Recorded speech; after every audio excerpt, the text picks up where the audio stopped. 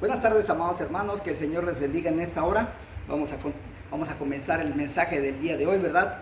Y para esto, pues les vuelvo a recordar que nos apoyen enviándoles estos mensajes a sus familiares, a sus amigos, ¿sí? La iglesia, pásenselo a su pastor, pásenselo a sus iglesias, porque estos mensajes traen son muy significativos, sobre todo para esta época la cual estamos viviendo, ¿verdad? Los últimos tiempos de la humanidad, los últimos tiempos de la tierra también, ¿verdad?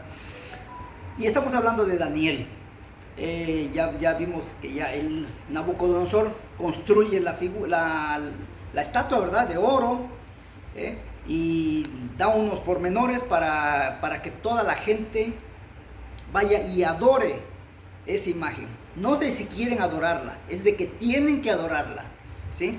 Él da unos pormenores que cuando la música se escuche, entonces todos, absolutamente todos se tienen que adorar, la tienen que adorar. Los versículos capítulo 4 al 6 dice: y el pregonero anunciaba en alta voz: mandase a vosotros, oh pueblos, naciones y lenguas, que al oír el son de la bocina, de la flauta, del tamboril, del arpa, del salterio, de la zampoña, y todo instrumento de música, os postréis y adoréis la estatua de oro que el rey Nabucodonosor ha levantado, y cualquiera que no se postre y adore, inmediatamente será echado dentro de un horno de fuego. Aquí nos enseña que no había una libertad como para decir yo la adoro o no la adoro, no, sino que había la obligación de adorarla. Pero también tenemos una serie de instrumentos musicales, ¿sí?, que hay que tener muy en cuenta. Es curioso, ¿sí?, considerar que la última frase que dice: y todo instrumento de música, cuando todo instrumento de música suene, todos se deben de postrar. Y aquí pues hay algo verdaderamente sorprendente, porque tenemos que tener el criterio y la capacidad para saber distinguir cuál es la música de adoración y cuál es la música que no es de adoración. Sin embargo, ahorita tenemos un tremendo relajo en cuestión de la música. La música espiritual es una gran ayuda para la adoración, y sería bueno, dice, que tuviéramos la capacidad de discernir la diferencia. Por ejemplo, el apóstol Pablo tuvo que decir acerca de la importancia de la música para el creyente en relación con la adoración, y en su carta a los Efesios, en capítulo 5, versículo 19, dice: hablando entre vosotros con salmos, con himnos y cánticos espirituales, cantando y alabando al Señor en vuestros corazones. Eso es lo que nos recomienda Pablo con respecto a la música. Cánticos espirituales, y Colosenses dice: la palabra de Cristo, Colosenses capítulo 3 versículos 16 dice: la palabra de Cristo habite en abundancia en vosotros, enseñaos y exhortaos unos a otros con toda sabiduría. Y aquí viene lo interesante: cantad con gracia en vuestros corazones al Señor, con salmos, himnos y cánticos espirituales. Lamentablemente, amados hermanos, la música, ¿sí?, la música apareció con un mal comienzo.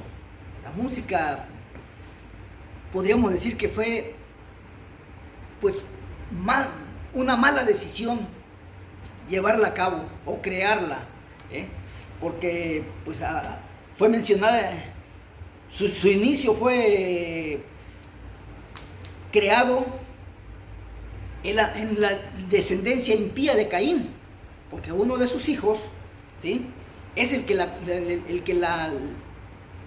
elabora, ¿sí?, el que la crea, ¿sí? Dice, esto lo leemos en el libro de Génesis, en su capítulo 4, versículo 21, que dice: y el nombre de su hermano fue Jubal, el cual fue padre de todos los que tocan arpa y flauta. No nada más es de que él creó la flauta no, sino es toda la música.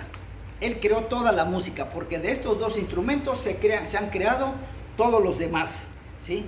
Entonces, amados hermanos, no olvidemos que cuando la música, escuchen bien, o el ritual agradan a la carne o a la parte física, degradan al ser humano en vez de elevarle y no constituyen una ayuda para la verdadera adoración. O bien podríamos decir incluso que anulan la verdadera adoración a Dios porque la música embota los sentidos. Y eso es cierto, ¿sí? Eso es cierto. Sin embargo, también hay música que puede ser espiritual, pero debemos de saber cuál es la diferencia entre una y otra. Volviendo ahora a Babilonia, vemos que Nabucodonosor había establecido un terrible castigo para aquellos que no adoraran la imagen al tiempo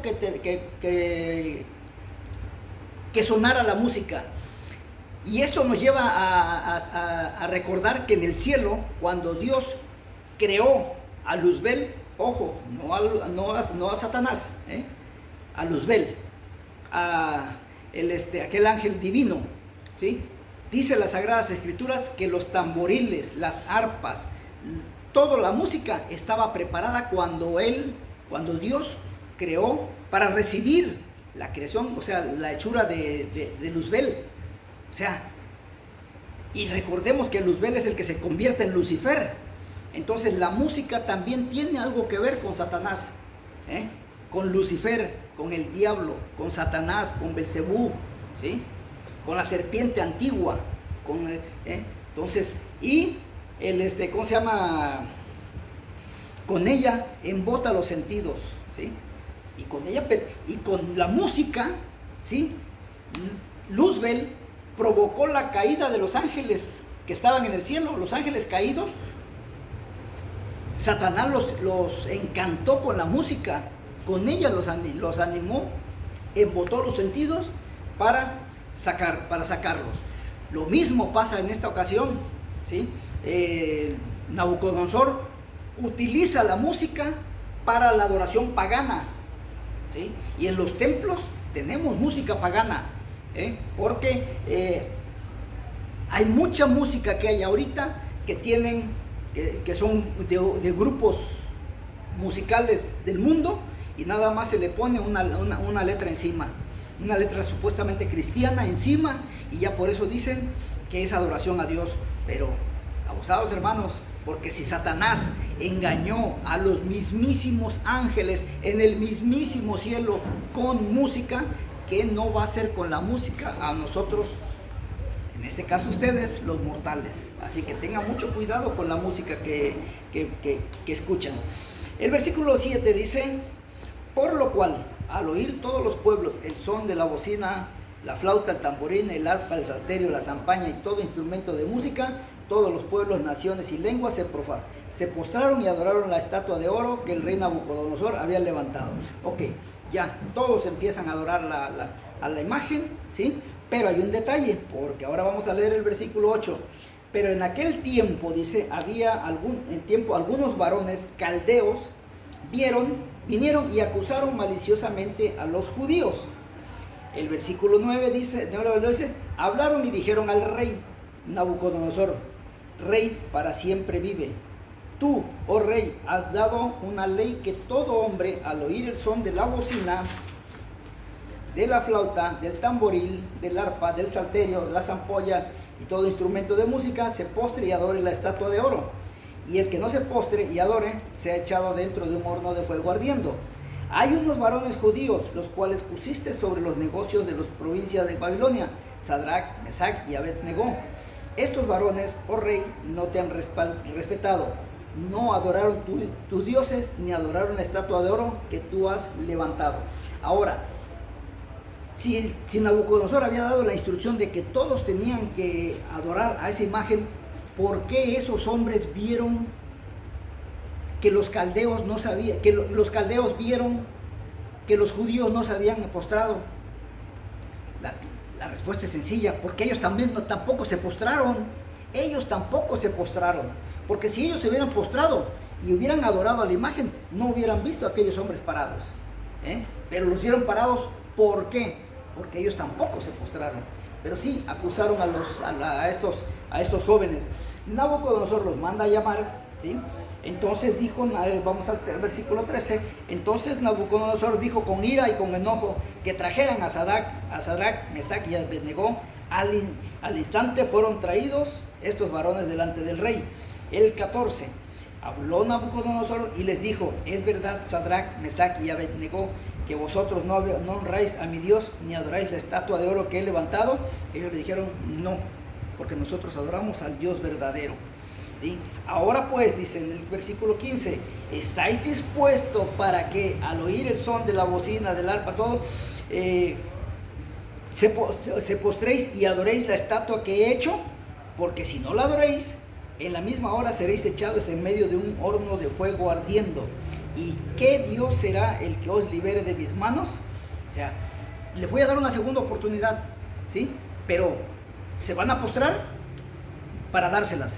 ¿Y qué contestaron los muchachos?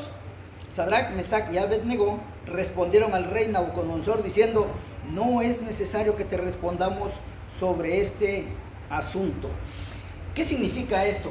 Que estos muchachos le dijeron, no hay necesidad de que hagas nos des una segunda oportunidad, porque aunque la lleves a cabo, no nos vamos a adorar, no nos vamos a hincar, no nos vamos a postrar ante tu imagen, no tiene caso que lo hagas, ¿sí? Amados hermanos, esta es la forma que se debe de tratar los asuntos relacionados con la vida espiritual en las iglesias, incluso en el día de hoy, ¿sí?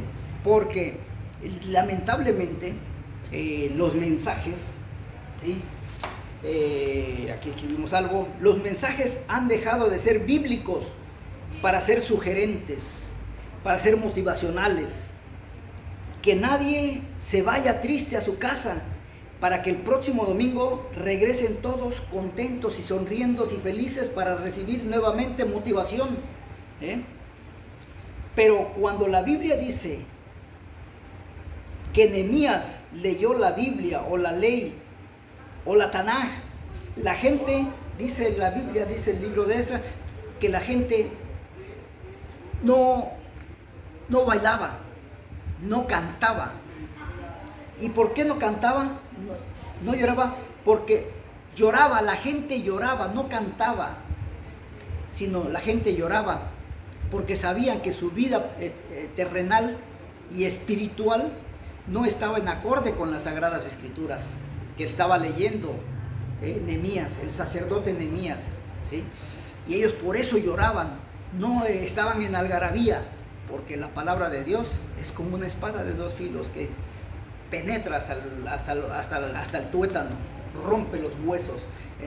Hay pastores, hay un comentario que me hicieron, ¿verdad? De una familia que una de sus hijas tiene un accidente muy grave y la hija se encuentra muy lastimada y la madre sufre también una situación incómoda en su vida personal familiar, ¿sí? Y cuando le llevan el asunto al pastor, dice el pastor, es que se alejó de Dios, pero ella no se alejó de Dios, sino siguió yendo al templo. Pero aquí la pregunta es, pastora o pastor, cuando tú veas a tu vecino cortar sus barbas, pon a remojar las tuyas, porque si es cierto que Dios corrige a esa familia, también te está corrigiendo a ti, porque tú jamás le dijiste a esa familia lo mal que estaban haciendo. Tú nunca le dijiste a la familia, hermana, si el servicio comienza a las 7, usted tiene que estar a las 7, no a las 7:30, ¿sí? Si usted ve que la familia va con pantalones, usted jamás le dijo a la familia, a la hija, o le dijo a la esposa que sus hijos debían de ir bien vestidos, que la muchacha usa short y anda enseñando todo. ¿Al caso le dijiste como pastora a la muchacha que eso estaba mal? No le dijiste nada. ¿Sabes por qué? Porque querías tenerla como clienta, como fanática, que estuviera ahí contigo echándote porras, bravo mi hermana, porque tus mensajes solamente son motivacionales. nada más le echas porras para que la gente esté como las gallinitas cuando le echas maíz. Ellos saben que con un sonidito que le hagas, todas se te acercan porque saben que le vas a echar maíz. Eso es lo que son ustedes ahorita los pastores. Muchos de ustedes están en esa condición, no orientan, no enseñan a su iglesia, no doctrinan a la iglesia. ¿Y saben por qué no lo doctrinan? Porque si ustedes le dan la doctrina bíblica a su iglesia, a su congregación, a sus ovejas, las ovejas van a conocer cuáles son sus derechos como ovejas delante de ustedes. Y ustedes los pastores no son lo máximo de la iglesia, ustedes son los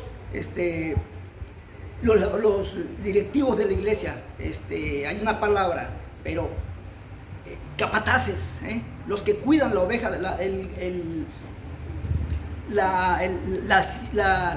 grey del Señor, ¿sí? La más importante es la iglesia, porque ella es la esposa.